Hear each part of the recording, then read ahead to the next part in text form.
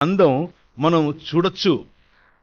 ఎంతవరకు అనంటే దేవుడు పర్మిట్ చేసినంత వరకు, ఈ రాజు పర్మిట్ చేసినంత వరకు. ఈ లోక మర్యాదలో అందం అన్న పేరు మీద బూతును చూడటం ఈ లోక మర్యాద. అందం అన్న పేరు మీద అవతలి వారికి ఇబ్బంది కలిగించే విధంగా ఒకరిని చూడటం అన్నది ఈ లోక మర్యాద. మన కళ్ళు ఎలా ఉన్నాయి?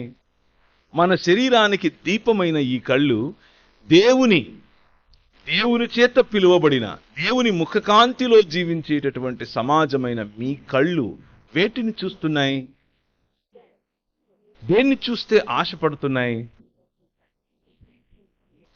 నీకు లేని దేవుడిచ్చినటువంటి ఇల్లు ఉన్నప్పటికీ నీకు లేనటువంటి ఇల్లు అనగా నీ పొరుగువాడికున్నంత పెద్ద ఇల్లు లేదే అన్న ఆశలో ఏమైనా బ్రతుకుతున్నావా? ఈరోజు ఉదయం ఆలోచించాలి. ఆ ఆశతో ప్రభువు దగ్గరికి వచ్చి ఆయనను గొణుగుతున్నావా, సణుగుతున్నావా? అది ఈ లోక మర్యాద. నీ శరీరాశ, అవతలి వాడి కంటే శ్రేష్ఠుడను అని చూపించుకునే శరీరాశ. నీ శరీరాన్ని నలగొట్టుకోమని ప్రభువు పిలుస్తూ ఉంటే, రాజ్యం కోసం నీ శక్తిని ఒడ్డమని ప్రభువు పిలుస్తూ ఉంటే, నీ శరీరాన్ని కేవలం నీ స్వయం తృప్తి కోసం వాడుకునేటటువంటి ఆలోచన, ఈ లోకంలో చేసే ఆలోచన అదే ఆశలో నువ్వు ఉన్నావా ఈరోజు ఉదయకాల సమయంలో అన్నది ప్రశ్న. మనం ఈ లోక మర్యాద చొప్పున బ్రతకవలసిన వాళ్ళము కాదు.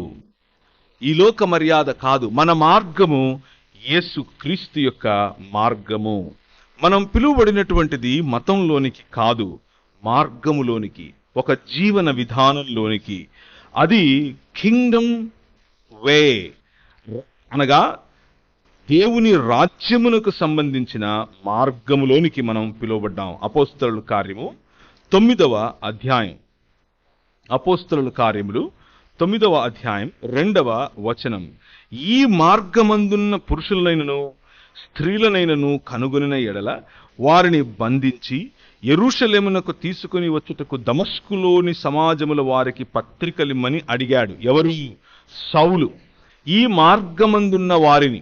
ఇది ఎప్పుడూ కూడా అపోస్తలులు కానీ, వారి చుట్టుపక్కల ఉన్నవారు కానీ, లేకపోతే యూదా తెగకు చెందిన వారు కానీ దీన్ని ఒక మతంగా చూడలేదు, దీన్ని ఒక ఉద్యమంగా చూశారు.